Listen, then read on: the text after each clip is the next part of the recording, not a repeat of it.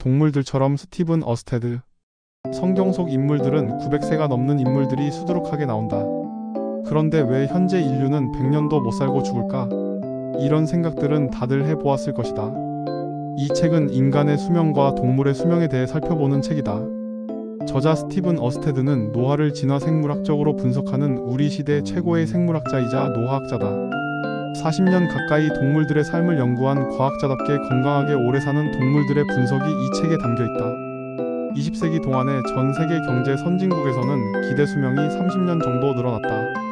하지만 생물학적 노화 속도는 바꾸지 못했다. 그저 나날이 공중보건이 개선되고 의료기술이 발전하면서 더 살기 좋은 환경으로 바뀌었을 뿐이다. 1900년 이전의 인류는 야생의 쥐와 비슷해서 크게 쇠약해지기 전에 대부분 사고나 감염으로 죽었다. 반면 요즘의 우리는 실험실 생쥐와 비슷해서 이른 나이에 죽는 경우가 드물다. 사실 요즘 미국에서는 만 50세 이전에 죽는 사람이 20명당 1명 정도에 불과하다. 대다수의 사람은 암, 심장질환, 알츠하이머병, 뇌졸중, 신부전, 폐부전 같은 노인성 질환으로 사망한다.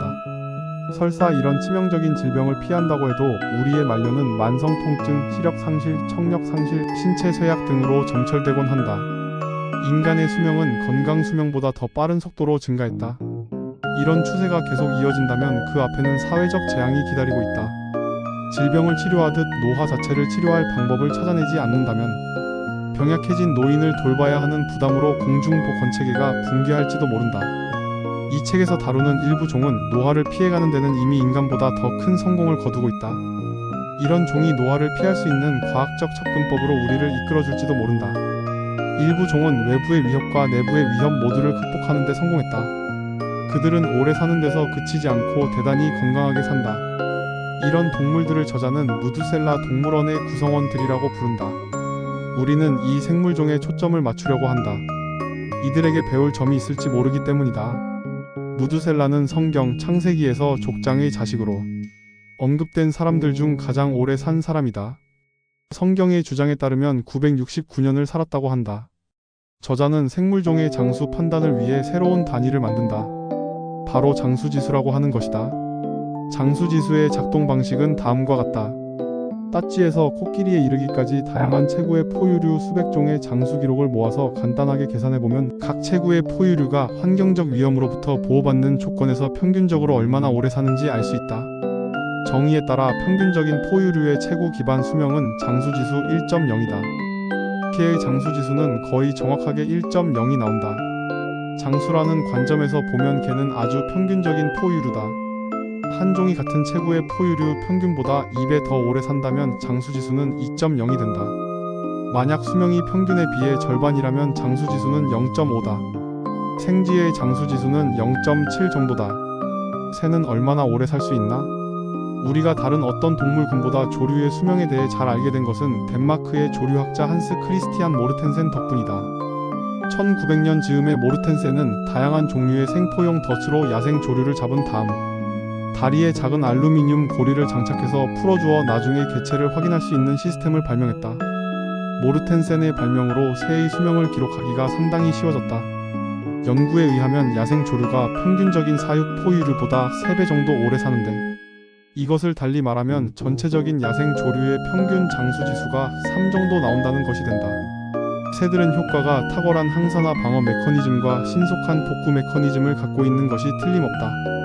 사실 새의 장수를 이해하기 위해 진행된 연구가 몇 편 없기는 하지만 그중 일부에서는 비슷한 체구의 포유류와 비교했을 때 같은 에너지 생산 속도에서 새의 세포가 유리기가 덜 만들어지는 것으로 나왔다.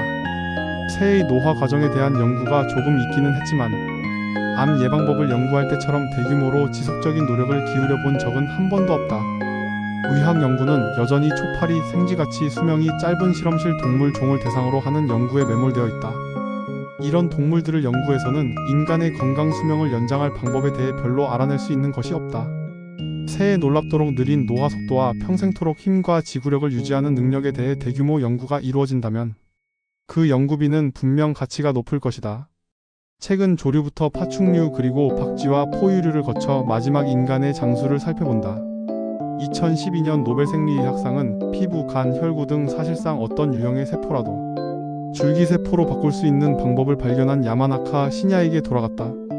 배양 접시 속에 들어있는 줄기세포는 다시 심장세포, 근육세포, 뇌세포, 심지어는 미니기관으로 다시 키울 수 있다. 야마나카의 기술을 보면 어떤 용도가 떠오를 것이다. 노화된 신체 부위를 자기 세포를 키워서 만든 기관으로 대체하는 것이다. 이 기술을 이용해 당뇨병이나 파킨슨병 같은 질병을 완치할 날이 멀지 않았다. 또한 새, 박쥐, 고래, 상어의 뇌세포나 근육세포가 어떻게 해로운 유리기에 대처하고 어떻게 암세포로 바뀌는 것을 피하고 백합조개의 세포가 수백 년 동안 어떻게 단백질의 잘못 접힘을 피할 수 있는지 연구하는 데도 활용될 것이다. 저자는 무드셀라 동물들이 인간의 건강 수명을 연장하는 열쇠를 쥐고 있다고 믿는다고 말한다. 저자는 말한다. 이제 연구자들이 그들의 비밀을 밝혀나갈 것이고 언젠가 우리가 90세에서 100세까지 건강하게 살고 어디선가 150세나 그 이상 사는 사람들도 나오게 된다면 그것은 다 무드셀라 동물들 덕분일 것이다 라고. 다양한 동물들의 장수의 비밀과 인간의 장수에 대해 알아보는 유익한 책이다.